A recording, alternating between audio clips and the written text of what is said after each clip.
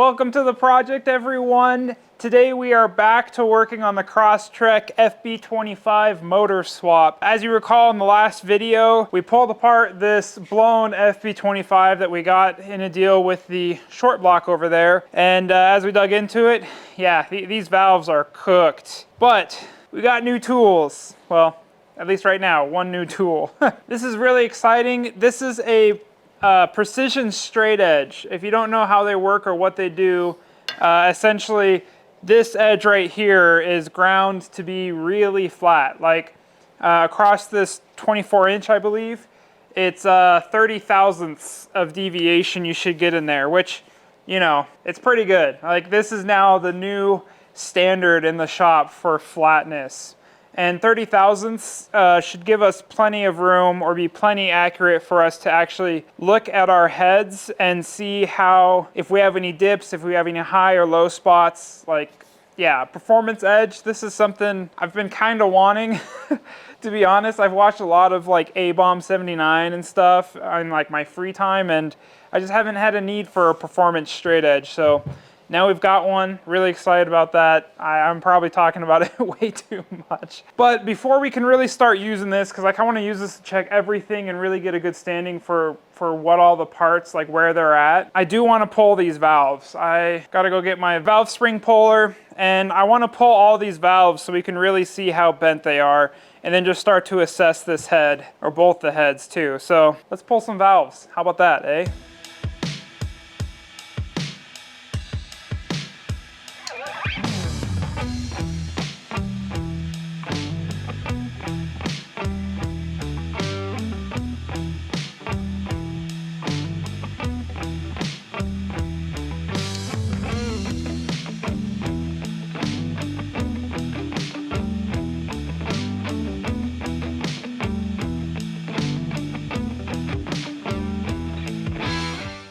So we got all the valve springs off and the retainers. Time for the big reveals.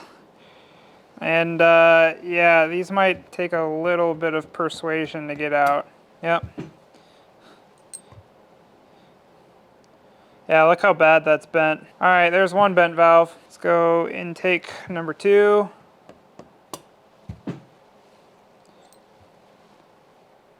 Yep, there's another really bent valve. Exhaust 1. Yeah, that's pretty bent. Oh, and I dropped it. Exhaust 2. Whoop, exhaust came out pretty good.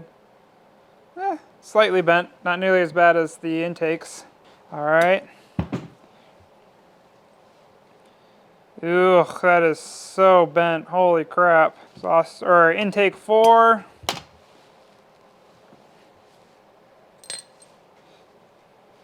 Yep, intake 4 is pretty dang bent as well. These exhausts look pretty bent as well. Yep, that one's bent. And that one's bent too.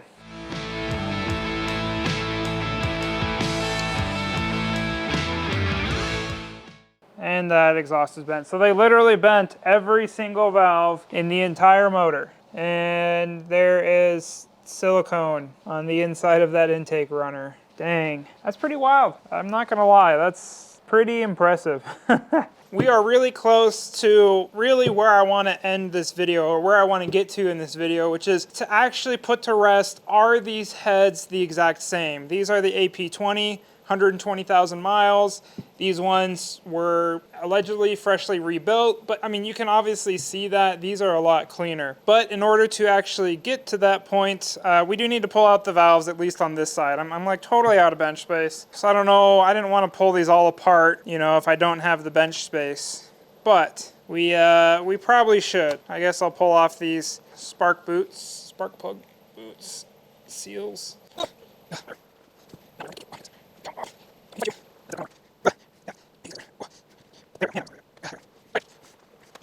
As I was saying, in order to really look at these heads closer, I do want to pull the valves off of these, at least this side. This is the driver's side, so let's get these valves off.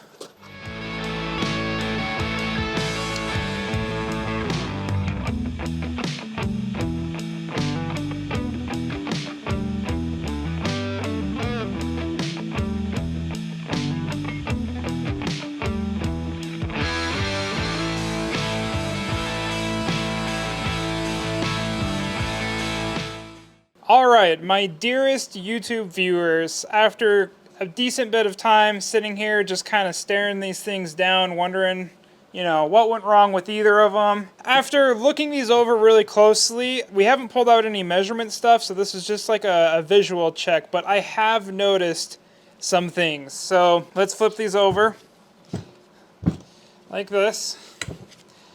So AP20 heads, AP25, and then this is the front where the timing chain is, and then this is the back of the motor. So you've got intake on this side, exhaust on that side. Intake, exhaust, you see your fuel injection there. So my first couple ganders at looking at these, I was like, yeah, there's like nothing different. So maybe it's just the casting, because again, AP25, 002, AP20. There are some differences there, but they actually do go deeper than that. We might have to zoom in a little bit, but you see these little notches? So these are like the hydraulic tensioners, maybe that's what they're called. But these hydraulic tensioners, they have these little cutouts. And if you notice, AP20, these cutouts are not nearly as deep as these AP25 heads. Look how much deeper these are. And there's none of those cutouts on this, but for the exhaust, they're a lot deeper, and they are at slightly different angles, because you know that's like there and then that's up a bit. So yeah, so these are different with slightly different angles. Other than that, I can't see anything crazy different, and I speculate that these holes are to pull out the hydraulic lifters with a special tool if need be. So why they'd be different, I don't know, but I'm pretty sure that's the only function of those, but I could be wrong. I could be wrong. So now if we move to the backs, or actually, you know what, let's start at the fronts. So looking at the fronts here, we do have the casting difference here to differentiate between them, but pretty much everything else looks the same, you know, like this hole's the same and all of that. I think on this front, yeah, everything is exactly the same. Okay, so now we're on the intake side. All of this is looking the same. This looks like the same hole size. These plates fit in there the same. The injectors look like they're the same. Everything looks the same, except for I did notice right here, you notice there's these two bumps. Well, on the AP20, there's one, a fatter one, and then another one, and I'm not sure why, but that is a change. That is a difference. Cool. All right, now we go to the back. They do have the same marking here, 002, but there is F versus O. I don't know if you can see that, but F versus O. These both have left hand, AP25, AP20. Yep, those look all the same. So these are just like casting marks are slightly different. Cool. All right, let's go to the exhaust side. Okay, so on the exhaust side, the big difference I saw here is like these landing points are drilled out on the AP20s. I have no idea why, but that is a difference. But yeah, all these studs look like they're the same distance. Pretty much everything looks the same except it's drilled out on the AP20s. Okay, we've done front, all around the sides. We've done the top. So let's go to the bottom. Okay, so now we actually go to the cylinder. And this is where I started to actually notice a decent bit of differences on here. I mean, they have these casting numbers. This is 03, M8, 19, M10. I don't know exactly how to read those. The M might be the month, but I'm not sure. At first glance, this almost looked like all the same, except I started to notice, look here. You see this, I think this is for the chain guides. This is a nice flat full out here, and this one has just a tiny bit of machine surface before it comes out. And that got me thinking a little bit. I was like, well, that's interesting. So I started doing a little bit of measuring with my calipers, which we'll get to measuring soon. But I actually think these are decked at least once or twice. Because like looking, so like right here in the casting, I want to say this is maybe to be able to pry apart the head if needed, but it might actually also serve as like a reference. And everywhere that I measured between these two, this one had maybe about 10 to 20 thousandths, 10 thousandths, yeah, about 10 thousandths taken off of this, and sorry, 10 thousandths taken off of this side, and so it's like lower. So I don't know if this is a casting difference or is this because they machined it. I think that depth right there is definitely bigger than 10 thousandths. So this is a casting difference, I'm pretty sure. But it doesn't just stop there. So when I actually started looking really close at like my valve seals, which again on this side, the actual seal on the head side for my valves is looking pretty crusty. Like there's just so much carbon caught into the exhaust valves on here that these probably don't seal that well at all, which kind of sucks because, you know, yeah, we'll get to it. So one of the biggest things that I noticed is I really started looking at the cylinder in here and just kind of how the valve seats were cut, and I did start to notice a difference. Hopefully this comes up on camera, but you see on the AP25s, this whole area in here is kind of cut out and hollow, while on this side it kind of comes up and is filled in. And then it looks like when they cut the valves that it kind of cut out right here. And so there's like less space on the AP20s than there is on the AP25s here. On this side, they look like they're about the same. This side, I mean, maybe the AP25s have a little bit more space, but you see how like it's also just different. Like this comes up and then it looks like it was cut right there, but this, it's like they came all the way out here and cut all the way out here. Now I don't know if that's because of how they have to cut the valves and just the way everything lined up. This just cuts in more to the edge than on this casting. Just especially looking out here, it honestly makes me think that there is maybe a bit more, they're the same size, but there's more material cut out here, so there's more space inside the piston at top dead center. And also, I mean, just look at this exhaust. Look how close it is to the edge here. Granted, the sealing surface comes up maybe a little bit closer, but on this one, like the exhaust seems to be a bit further away. So maybe that's the main thing, is when they cut out this whole inside, they did shrink it a little bit. We'll measure it more closely, but 3.5, yeah, look at that. You see how much, yep. So the heads are different, especially in the chamber here, because look, this goes like down inside there, and then there's no hope for us to fit it in there. So these are different. The heads are for sure different. I mean, look at that gap. And we come over here, boom, inside, which we knew, you know, like this has more displacement, but you know, maybe they could have used this same cut and then put it on here, you know, and then your rings would be out here and you have this flat surface. But yeah, these are slightly different, and they have been decked. So this brings me to my last finding, other than these seals being bad, is actually on this guy, and it kind of sucks. Let me see if I can get you a good angle of what happened. Okay, so this is on the AP25 heads. These are the intake runners. We might need to put a little arrow on camera, but if you notice, right here we have our valve guides coming down. So this is where the valve slides into. And with all the bent valves, this one in particular, it's really bad.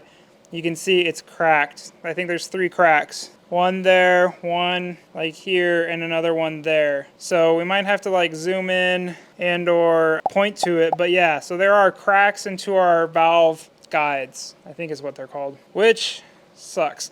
Because that means we can't just rebuild this. Like, I think valve guides, I'm pretty sure I've heard of them being pushed out and being able to replace them. And looking at these, it looks like they might be able to be pushed out and replaced. But still, that just means mandatory. We need to go to the machine shop. I'm not willing to push those out myself. Yeah, and I've looked at the other ones. I can't find as noticeable cracks, but this one for sure is cracked pretty bad. So, yep. Fun. There's one last thing we need to check, but before that, I kind of just want to, I don't know, this isn't necessarily like a pep talk or a life lesson, but I just need to talk about this. Like, getting yourself a quality pair of calipers has been such a blessing in my life. That sounds silly to say, but it honestly has. You probably have seen a bunch of people using the Harbor Freight like $20 ones, and granted, these Mitutoyos, they are a lot more expensive, but you can actually trust them. Sure, the Harbor Freight ones are really good if you're measuring like, I don't know, the size of your toe or like the length of a wood screw, but if you're actually like trying to use it as like a calibrated source, Like in the airsoft video, I was using them to check the thicknesses of the shims that we all had. Getting like a caliper that you can trust, that you can, you know, scribe with if you need a little bit, and will last you a long time. Like, it's such a worthwhile investment to get yourself like a quality pair. These are made in Japan, and Mitutoyos, yeah, I really like them. I mean, a lot of people trust them. So if you can afford it, I would suggest just getting some Mitutoyos and calipers in general. I mean, they are so useful, like day to day, just being able to measure stuff accurately. Like, it's so nice. You know, then you're online and you're ordering parts and they say, oh, you need to get springs with a wire, and they use a wire thickness of 0.06 inches. Then boom, you pull out your calipers, you measure what you need, you look at what you want, you can sit there and look at gaps and everything. Like, it's just such a useful tool. And you've got this down there. I mean, a lot of people have probably talked about calipers, but I feel like I just need to put in my little 2 cents there that calipers, they're the bee's knees, honestly. I'll also say that you could probably get by with some like 4-inch ones. This is what, 8-inch, but like the 8-inch is so nice.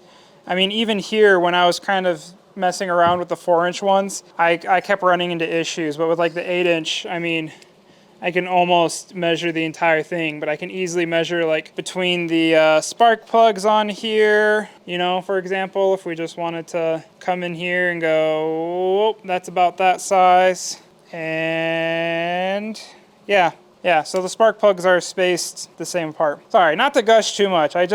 If no one's talked to you about calipers, you get yourself a pair and you'll probably be converted if you need to do anything slightly critical. Like, they're a huge peace of mind to have. So like on here, before we move on, you know, like I just told you, one of the things I was really worried about is the size of the exhaust ports. So if we come in here on the AP25s, 1.422 is about the size of the exhaust port. And we come over here, granted this is like, you know, not being super careful, but yeah, 1.42. The other one was like 2.2, so that's, yeah. So these are the same size. They use the exact same size exhaust ports. We can measure between the studs, and then you can be really confident. Like, now I'm really confident that headers on AP25s are probably going to fit on the AP20s, at least here on the mating surface and everything. So yeah, sorry, I feel like I'm doing a sales pitch for calipers, but I used the Harbor Freight ones for so long,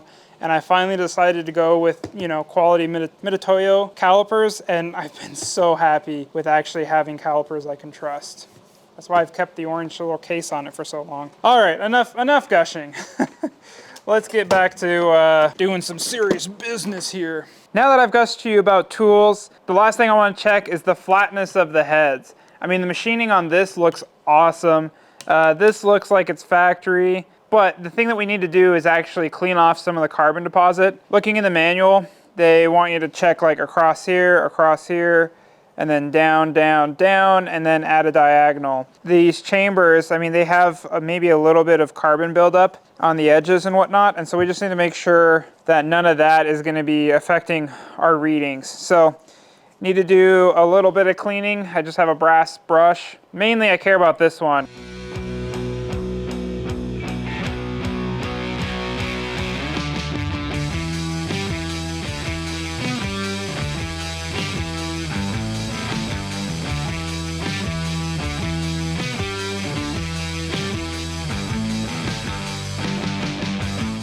We got all of these heads. I'm not too worried about checking these old heads. I mean, I don't think the motor's ever been overheated. We weren't leaking any oil. You know, I know where these are. These ones are the ones that probably gonna use, and I wanna make sure I know what I'm getting into when we go to the machine shop.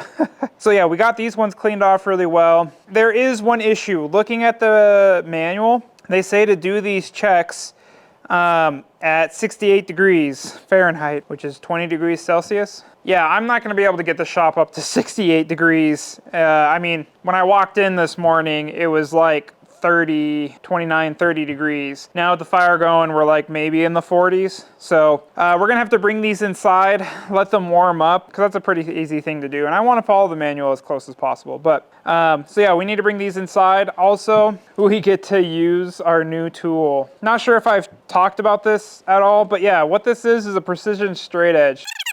I got the OEM tools, made in the USA one.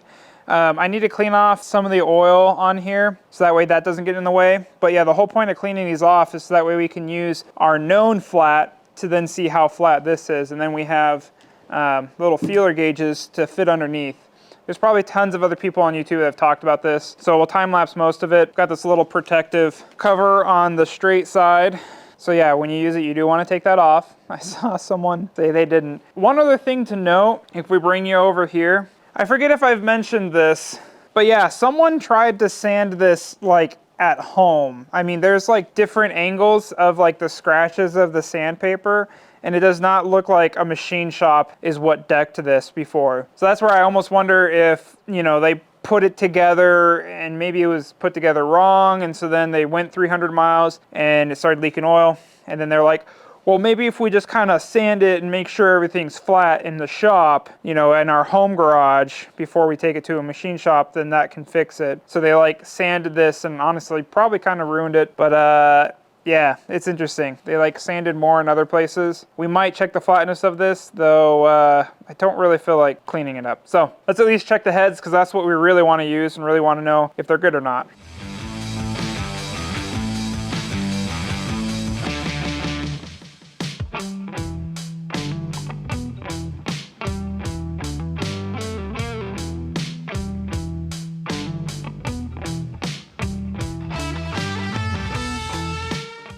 All right, so we have the heads inside now, and they are warmed up probably right around 68 degrees Fahrenheit, so that's pretty good. And we're just gonna take our precision level here, and it's pretty simple. Just, there's specific spots, make sure there's no dirt or grime, and then we're gonna lay this on here and make sure it's nice and flat. Take our shims. So I have the spec on my phone, and I think the two smallest shims I have is 0.001, and I think the spec, the max that we should have in here is 0.0014. The next one up is 0.004. And so if this doesn't fit in there, then we know we're within spec. If this fits in there and then the 0.4 fits in there, then we definitely know we're out of spec. But this should be a pretty good idea. I'm not too worried about this, but then what we do is we take this and we just see anywhere along here, can we fit it underneath? And look, this head, literally good. And I'll probably do it from both sides. Nope, see, so that's good. So we know we have less than 1/1000th of a difference in here. And we're just gonna go and check all the different spots. I'm gonna check the manual before I do this for real, but I just wanted to show you guys really quick before I time-lapsed all of this. So yeah, we'll just check these heads.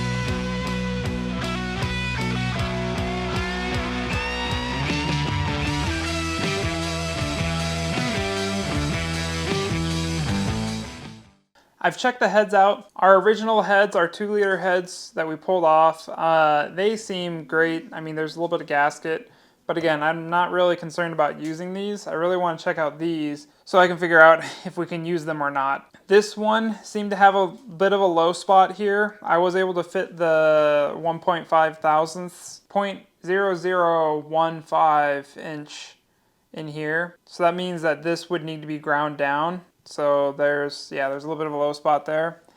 And then on this guy, there was a pretty decent low spot all around here, and then maybe one over here. But this is like the biggest spot, and this could easily fit the 1.5 thousandths shim down in there. Here's the thing though, in looking at these really closely, I think these have already been machined. And when I looked into the manual, right here, it says that the cylinder head height standard is 3.878 inches. And the cylinder head grinding limit, you can grind down to 3.874. Now granted, 0.004 is really not that much to, you know, that's not a lot of leeway, but we have these, and when we come in here and we check our 2-liter heads, I mean, I don't know if I'm going to be able to get it and show you guys, but we're right about 3.8775, which, I mean, that's within my own air. 3.88785. So we know that these are at the standard height. These haven't been machined.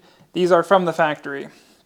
Now when I come in and I measure our heads that we got, that we want to maybe use, it says 3.8715. Oh, I accidentally barely knocked it. But yeah, it said 3.8715.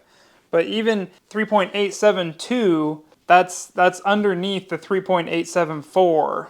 So we're like 2 thousandths under, you know, they're 2 thousandths too short here. And if we come in here and do these guys, do this head, 3.8685. Barely knocked it, but yeah, 3.8685. So this is even, I mean, this is almost 10 thousandths too short on this guy. So now, I mean, I'm not sure. The manual says grinding limit. I'm guessing, I'm not a machinist, so, you know, and I'm not an engine builder, I'm just some guy on YouTube, but looking at the manual and trying to do these measurements myself, even, you know, just to give myself an idea, it does look like these have already been machined too far to be usable again. So I need to go find a machinist and see what they think, maybe someone who's more experienced with Subarus. But, I mean, already we need to do some grinding to get these flat enough, and they also are too short already. They've already been machined too much. Granted, 4 thousandths from the factory, being able to machine only 4 thousandths, that's really tight tolerances. I mean, it almost feels like maybe too tight, and maybe that's unrealistic, but, yeah, man, I mean, probably digging myself a hole and letting you know how much I don't know, but at least doing those measurements, and according to the manual, these heads aren't usable. Even if we replace the valve guides and all of that, which is kind of a bummer. But hey, at least we did the measurements. Now we have a better idea ourselves kind of where these are sitting at and, you know, what our situation is, even before we talk to someone who knows a lot more than me. Well, guys, I looked up the accuracy of both the calipers and the straight edge, and they're plus or minus 1 thousandths, which means when we're trying to measure the head warpage of 1.4 thousandths and we're trying to measure the grinding limit of like 4 thousandths, these tools really aren't quite up to snuff. And so, you know, checking with the feeler gauges is probably not like super accurate, and I wouldn't necessarily like do any machine work based on this, but it does give us a good idea. And as far as the grinding limit of like the height of the heads, I trust that one a little bit more, but I just want to put this in here, disclaimer, that this is just kind of to get a good idea of where we're sitting, not necessarily crazy accurate and what you should do. Here is the 2.5 liter that they sanded themselves, and we've got a 2 thousandths shim. So again, the spec is if it's 1.4 thousandths, then it's out of spec. So this is 2 thousandths, and I can fit it underneath. So yeah, this block is not level at all. Granted, I know you need to like put this into fixtures, so I don't know if this means anything at all, but you know, maybe this does mean something. I just don't know if you should be sanding it with sandpaper at home. That'll do it for this video, guys. We're gonna end it here. I need to go find a machine shop. I need to start making some more fun decisions, but you know, that tells us a lot more about the health of the motor and the differences between an AP25, or sorry, an FB25 and an FB20. Hopefully that was pretty informative. Hopefully that was a little interesting. I found it interesting, honestly, because it's really hard to find this info online. So looks like the valves are the same. The heads are almost the same, but that combustion chamber, the dome is different. So that's something really to take into consideration. From what I can tell, the camshafts are the same, but I'm going to do like some more research on that. But from what I can measure, they look exactly the same. They are labeled slightly differently, but anyways, block is different because of the bore size. Heads are different because the combustion chamber is a little bit different. Cam carriers are probably the same. Cams are probably the same. Valves are probably the same. Tumble valves are the same. Valve guides the same. Yeah, pretty much the things you'd expect. If you have any comments, put them down below. I am all ears because, you know, I'm going through this first time. If you have any suggestions, I don't know if those heads are safeable. Hope to see you guys on the next project. Hit the subscribe button so I can see you on the next project. And I hope you guys have a great day. Hope you guys have a great week. Hope you stay warm. It's freaking cold here. We'll see you guys later. Bye.